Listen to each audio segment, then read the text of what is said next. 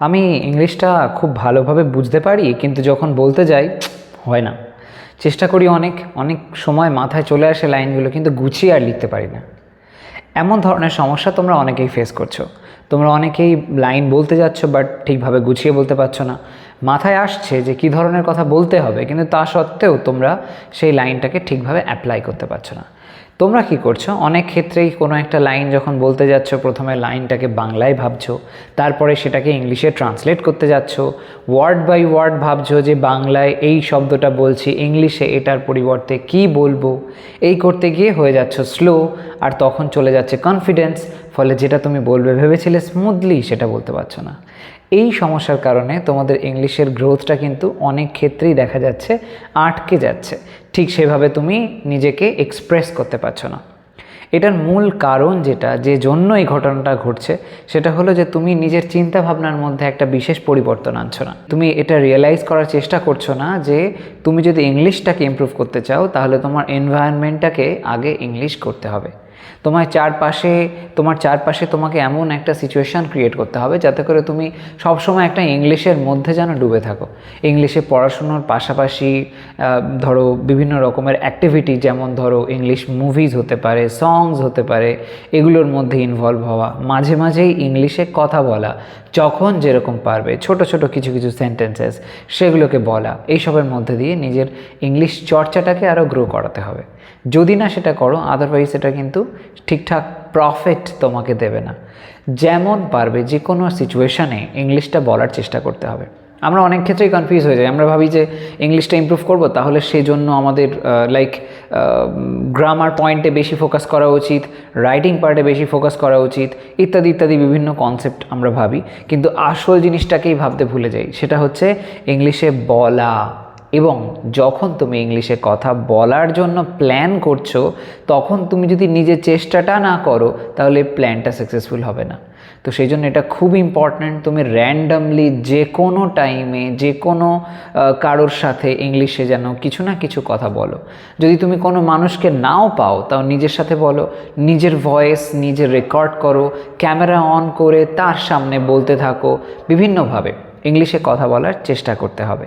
তো এটাকেই সচ্ছল করার জন্য আমি আজকে এমন ধরনের কিছু লাইনস আনলাম, যে লাইনগুলো খুবই সিম্পল কিছু শব্দ দিয়ে তৈরি, একেবারে মানে গ্রামারের বলতে পারো কিছু এমন সিরিয়াস কোনো ব্যাপার নেই, একদম সিম্পলভাবে এই লাইনগুলো বলা হচ্ছে, খুব সহজ সরল ভাষায় কিছু নির্দেশ দেওয়া হচ্ছে, ইম্প্যারেটিভ সেন্টেন্স করা হচ্ছে, কিন্তু খুবই ইউজফুল। বিভিন্ন সিচুয়েশানে আমরা লাইনগুলো বলতে পারি। তো এই সমস্ত লাইন্সগুলো বুঝে নাও, শিখে নাও, কেমনভাবে বলতে পারো, এবং সেগুলোকে অ্যাপ্লাই করো যখনই যেখানে যেরকম সুযোগ পাবে। যত বলবে তত তোমার কনফিডেন্স আসবে, অ্যান্ড দেন তুমি ততটাই ইমপ্রুভ করে যাবে। ওকে, তো দেখো এখানে লাইন্সগুলোকে এবার ফলো করো। এটাকে নিয়ন্ত্রণে রাখো, এটাকে নিয়ন্ত্রণে রাখো। সেক্ষেত্রে বলো keep it under control. Keep it under control. Under control মানে নিয়ন্ত্রণে রাখো। এই সেন্সটা ওই নিয়ন্ত্রণের ভিতরে আনা অর্থে ব্যবহার হচ্ছে আন্ডার কন্ট্রোল। ওকে, নেক্সট ওয়ানটা দেখো।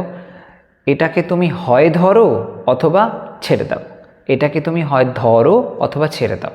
তো সেই সেন্সে গ্র্যাব ইট অর লুজ ইট।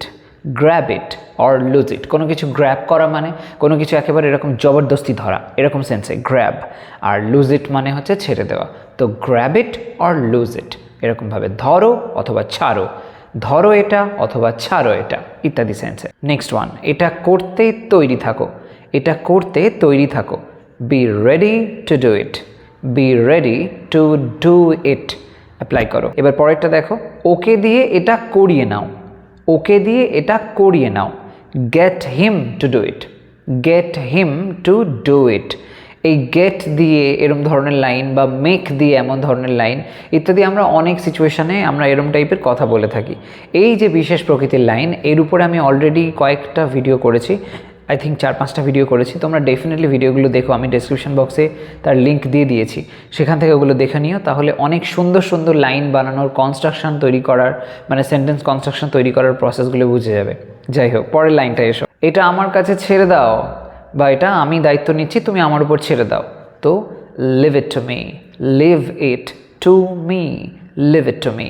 ওকে, এভাবে বলো। নেক্সট ওয়ানটা দেখো, বড় স্বপ্ন দেখো, বেশ বড় স্বপ্ন। তো ড্রিম বিগ, রিয়েল বিগ, এরকমভাবে পাশে পাশেই বলতে হবে। Dream big, real big.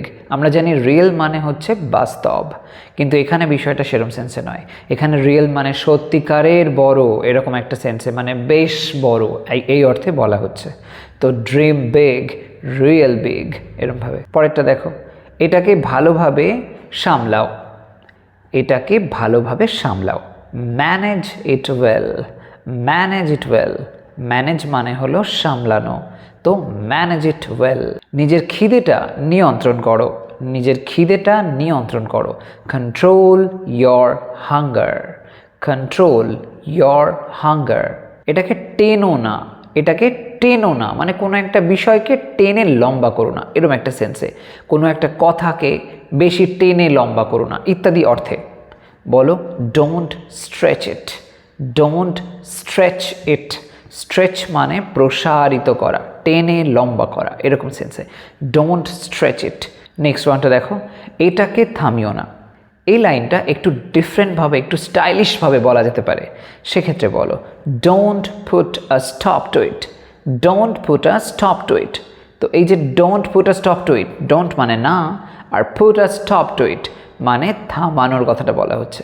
এটাকে থামিও না। পরেরটা, খুব বুদ্ধির সাথে খরচ করো, খুব বুদ্ধির সাথে খরচ করো।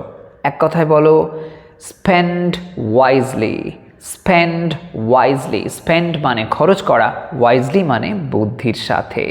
এবার নেক্সট ওয়ানটা দেখো, কোনোভাবে চালিয়ে যাও, কোনোভাবে চালিয়ে যাও। বলো, gate along somehow, gate along somehow. Somehow মানে কোনোভাবে, গেট অ্যালং মানে হচ্ছে চালিয়ে যাওয়া, এরকমভাবে কারোর সাথে, কোনো কিছুর সাথে মানিয়ে নেওয়া, চালিয়ে যাওয়া, এরকম ধরনের সেন্সে। Get along somehow. Next one, আমাকে রাস্তাটা দেখাও বা আমাকে বেরোনোর রাস্তাটা দেখাও। বলো, show me the way out, show me the way out. Way out অর্থাৎ বেরোনোর রাস্তা, শো মি আমায় দেখাও, তো show me the way out.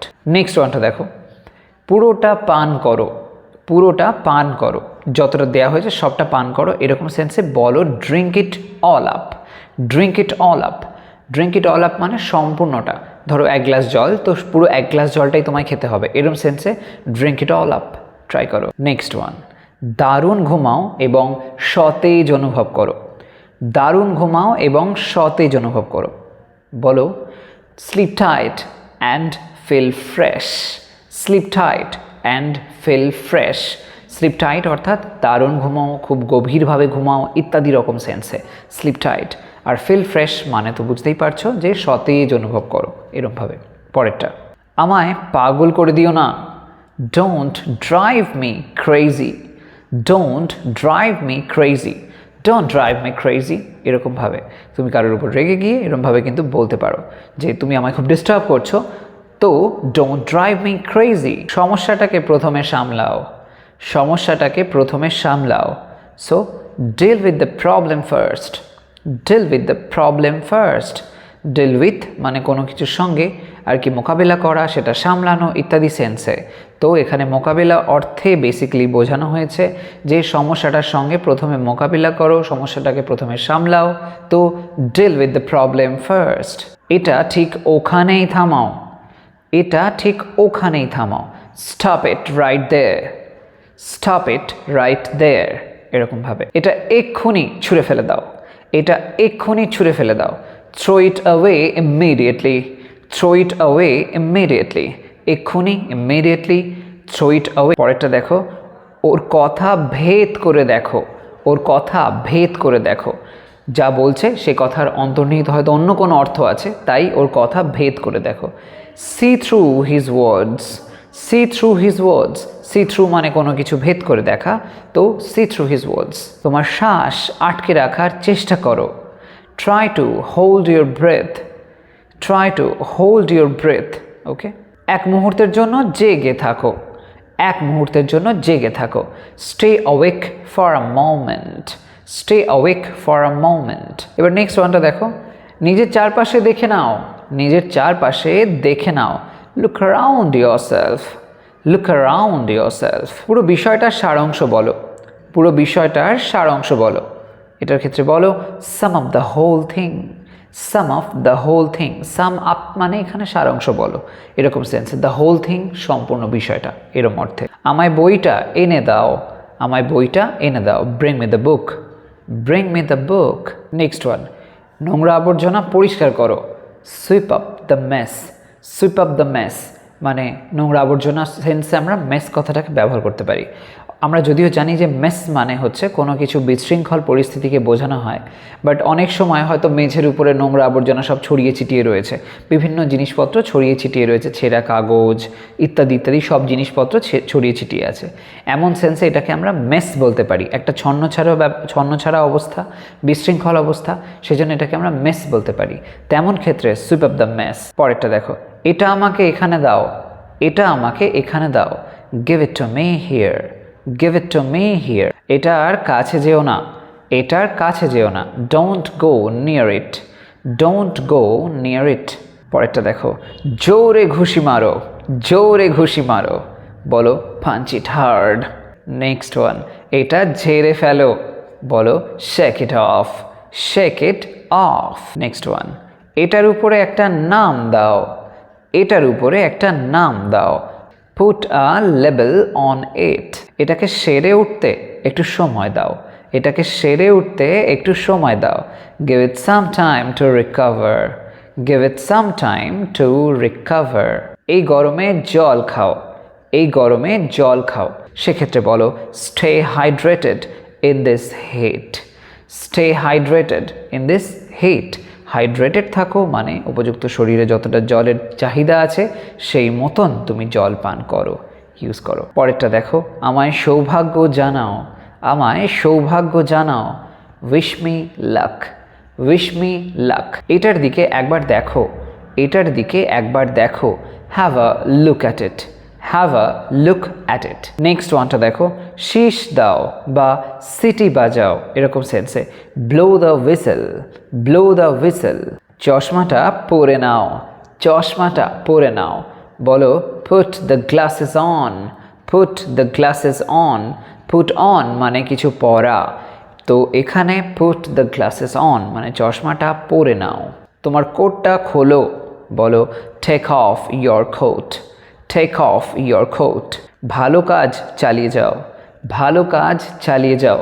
বলো keep up the good work, keep up the good work. পরেরটা দেখো, নিজের উপর বিশ্বাস রাখো, নিজের উপর বিশ্বাস রাখো। বলো have faith in yourself, have faith in yourself. এরকমভাবে দেখতে পেলে কত সিম্পলভাবে আমরা খুব কমন কিছু লাইন্সকে কত ইজিলি স্মার্টলি সাউন্ড করে বলতে পারি। তো এই সমস্ত ভেরি ইজি কিছু লাইন্স তোমরা এরম ধরনের যত সুযোগ পাবে, যেখানে যেমন ট্রাই করবে আর কি ইংলিশটা বলার এই সমস্তভাবে, তখন জানবে তোমাদের ইমপ্রুভমেন্টটাও খুব ফাস্ট ফাস্ট চলে আসবে। সেজন্য এই লাইন্সগুলোকে ভালোভাবে বুঝে নাও, মনে রাখো এবং দৈনন্দিন জীবনে ইউজ করতে থাকো। তো আজকের ভিডিও তবে এই পর্যন্ত। যদি নেক্সট ক্লাসে তোমরা কোনো একটা স্পেসিফিক ম্যাটারের উপরে ভিডিওর প্রয়োজন তোমরা বোধ করো, আমাকে সেটা কমেন্ট সেকশানে জানাতে ভুলো না। আমি ডেফিনেটলি সেই রিলেটেড ম্যাটার নিয়ে ভিডিও নিয়ে চলে আসবো। তো আজ তবে আসি, তোমরা সবাই ভালো থাকো, সুস্থ থাকো, বাই।